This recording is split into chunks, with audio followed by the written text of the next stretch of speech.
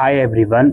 दोस्तों, DUSOL ने कुछ नए कोर्सेज शुरू करे हैं फॉरेन लैंग्वेजेस के। ये सर्टिफिकेट प्रोग्राम DUSOL ने फॉरेन लैंग्वेजेस के स्टार्ट करे हैं और ये जो प्रोग्राम है डिपार्टमेंट ऑफ फॉरेन लैंग्वेजेस जो है दिल्ली यूनिवर्सिटी का, उसी के कोलैबोरेशन के साथ शुरू होने वाले हैं।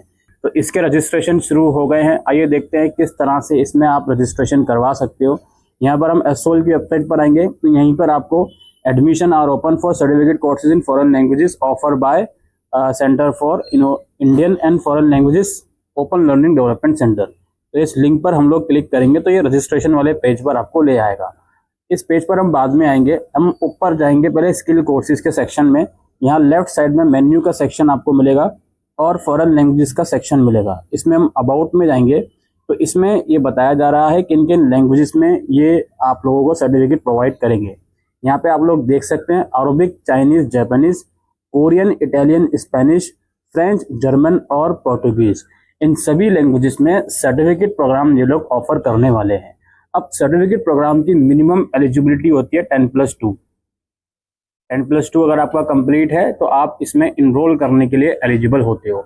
और DUSOL में केवल सर्टिफिकेट लेवल पर ही ये कोर्स फिलहाल ऑफर करे जा रहे हैं। अभी डिप्लोमा या एडवांस डिप्लोमा लेवल पर ये कोर्स ऑफर नहीं करे जा रहे हैं। आप किसी भी इंस्टीट्यूट में पढ़ रहे हो फिलहाल वो फर्क नहीं पड़ता, बस आपका 10+2 कंप्लीट है, आप इन प्रोग्राम में इनरोल करने के लिए एलिजिबल हो। रजिस्ट्रेशन करने के लिए पहले ही आपको यहाँ पे लिंक मिल जाएगा। यहाँ पर आप आएंगे, यहाँ पर आप चूंकि अकाउंट बनाएंगे पहले तो साइन अप पे क्लिक करेंगे।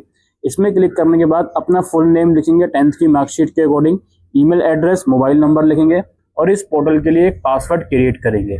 पासवर्ड क्रिएट करने के बाद कैप्चा कोड की मदद से आप लोग साइन अप पे क्लिक करोगे। जैसे ही आप वहां क्लिक करोगे तो आपको ईमेल पर एक कंफर्म बटन का लिंक आएगा, उसमें आप क्लिक कर लीजिए तो आपका जो ID है वो एक्टिवेट हो गई।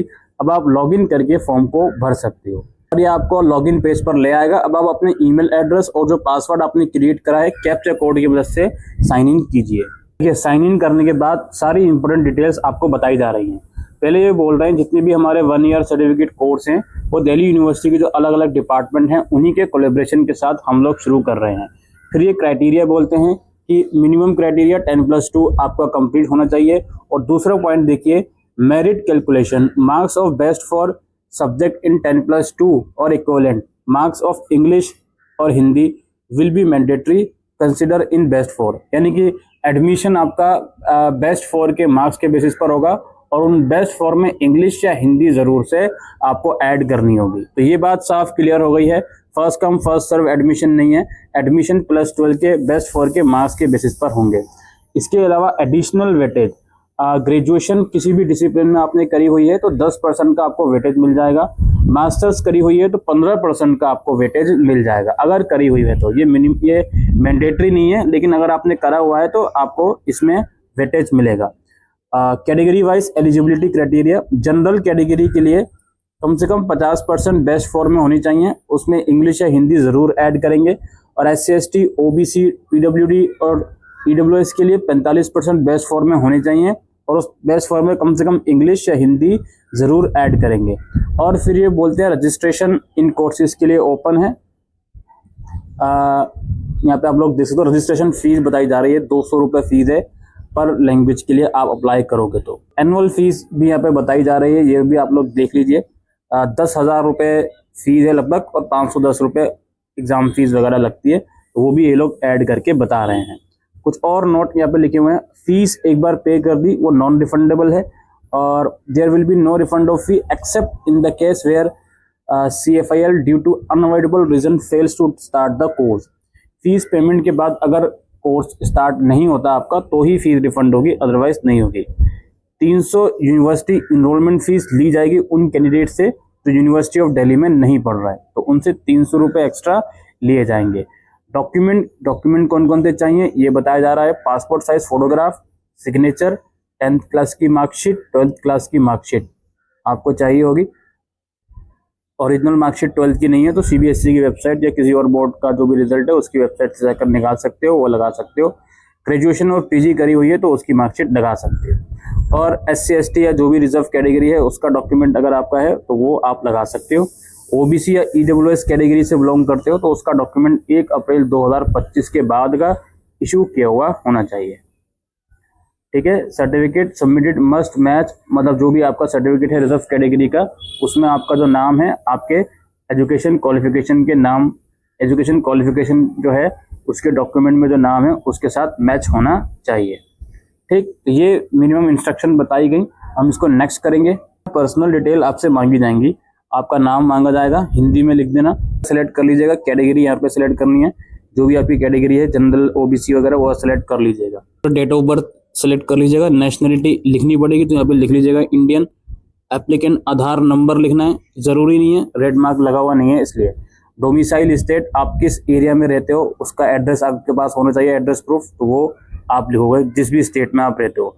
फैमिली इनकम आपकी क्या है वो आप सेलेक्ट कर लोगे।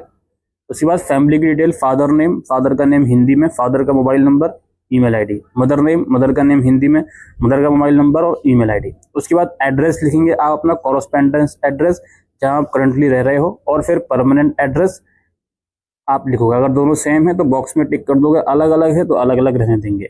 बैंक अकाउंट डिटेल यहाँ पे मांगी जा रही है, रिफंड वगैरह के चक्कर में ये लोग डिटेल मांगते हैं, तो वो आप दे दीजिएगा और इसको सेव कीजिएगा।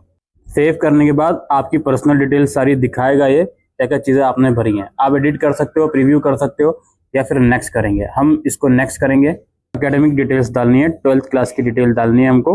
12th क्लास किस बोर्ड से करिए वो सेलेक्ट करेंगे, रोल नंबर 12th क्लास का, पासिंग ईयर, मैक्सिमम मार्क्स और ऑब्टेन मार्क्स लिखेंगे यहाँ पे। डिटेल ऑफ बेस्ट फॉर, अच्छा यहाँ पे ऊपर की साइड में तो जो अभी आपके बेस्ट 5 मतलब जो भी सबके सब्जेक्ट होते हैं एडिशनल सब्जेक्ट को हटा के वो सारे लिखोगे, और नीचे बेस्ट फॉर के आपको मार्क्स देने हैं।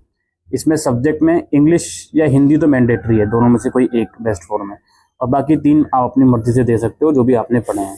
ठीक है, इसमें मैक्सिमम और ऑब्टेन मार्क्स लिखने हैं। और क्या है जी, ग्रेजुएशन अगर करी हुई है तो उसकी डिटेल दे सकते हो, पीजी करी हुई है तो उसकी डिटेल दे सकते हो।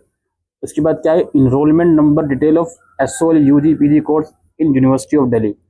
अगर आप एसओएल से ग्रेजुएशन या पीजी कर रहे हो, कर चुके हो, तो उसकी डिटेल यहाँ पर आप दे सकते हो। ठीक है, have you completed or got admission to any course in university of Delhi. ये यूनिवर्सिटी ऑफ दिल्ली नीचे बोल रहे हैं, ऊपर एसओएल बोल रहे हैं। ठीक है, आप डीयू का ओवरऑल दे सकते हो, यहाँ पे डीयू से पढ़ रहे हो या पढ़ चुके हो तो उसकी डिटेल यहाँ पे दे सकते हो, और इसको सेव करेंगे। अच्छा, डिटेल में क्या क्या देना है, जैसे आप इसको यस करोगे तो यहाँ पे आप किस डिपार्टमेंट में या किस कोर्स में पढ़े थे सॉरी वो लिखोगे, अपने डिपार्टमेंट का नाम, इनरोलमेंट नंबर और किस ईयर में एडमिशन लिया था वो लिखोगे। ठीक है, याद रखिए कंप्लीट कर चुके हो या करंटली पढ़ रहे हो, दोनों कंडीशन में इस ऑप्शन को यस करोगे और फिर फर्दर प्रोसीड करोगे। ये एकेडमिक डिटेल आपकी सेव हो गई। यहाँ पर आपको दिखा देगा कि आपने क्या मार्क्स भरे हैं, परसेंटेज बेस्ट फॉर की भी दिखा देगा। अब देखिए सर्टिफिकेट कोड, अब आप लैंग्वेजेस ऐड कीजिए। एक एक लैंग्वेज के लिए अलग अलग अप्लाई नहीं करना। अगर आप मल्टीपल लैंग्वेजेस के लिए अप्लाई करना चाहते हो तो उस बॉक्स में टिक कर दो, और फीस अकॉर्डिंगली आपकी ऐड होती जाएगी। एक लैंग्वेज के लिए 200 रुपये फीस है, तो उस हिसाब से आपकी जितनी भी लैंग्वेज के लिए आप अप्लाई करोगे उतनी फीस ऐड होती जाएगी। तो ये सेलेक्ट करके मैंने सेव करा। अब यहाँ पर आ गया नॉट फाउंड, एरर यहाँ पे आ गया। इसका सीधा सीधा मतलब ये है कि पेमेंट का लिंक अभी इन लोगों ने अपलोड करा नहीं, या अपलोड का, अच्छा इससे पहले अपलोड का लिंक आएगा। डॉक्यूमेंट मांगेंगे ये लोग, फोटोग्राफ, सिग्नेचर, 10th 12th की मार्कशीट, तो वो लिंक एक्टिवेट हुआ नहीं है मे बी। हाँ, ये नोट फाउंड आ रहा है ना, कोई बात नहीं। ये जब लिंक एक्टिवेट होगा आप लोगों को डॉक्यूमेंट अपलोड करने होंगे। ठीक है, मैं बता देता हूँ, डॉक्यूमेंट अपलोड करने होंगे, फिर प्रीव्यू दिखाएगा, सारी चीज़ें देख लीजिएगा, एडिट करनी हो तो कर लीजिएगा फाइनल सबमिट से पहले, और फिर पेमेंट का ऑप्शन आ जाएगा। जो भी आपने कोर्स सेलेक्ट करेंगे उस हिसाब से पेमेंट का लिंक आ जाएगा, आप पेमेंट कर दीजिएगा। ठीक है, हमारा आगे स्टेप यहाँ पे बढ़ नहीं रहा, नहीं तो हम दिखा देते डॉक्यूमेंट वगैरह और बाकी चीज़ें कैसे अपडेट करनी है। उम्मीद करते हैं ये वीडियो आपको यूज़फुल लगी हो, तो वीडियो को शेयर कीजिएगा। Thank you.